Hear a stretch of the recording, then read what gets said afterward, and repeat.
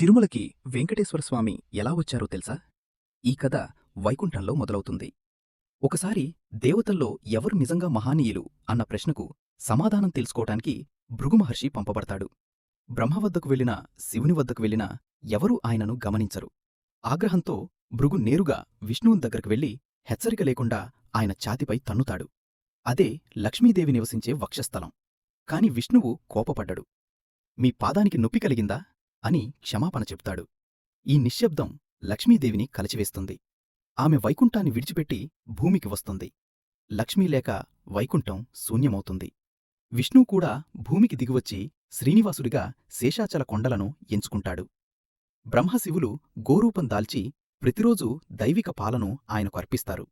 ఒకరోజు జరిగిన సంఘటనలో సత్యం బయటపడుతుంది. కాలక్రమేణా లక్ష్మీదేవి పద్మావతిగా తిరిగి వస్తుంది. వారి వివాహం భూమి వైకుంఠాలను కలుపుతుంది.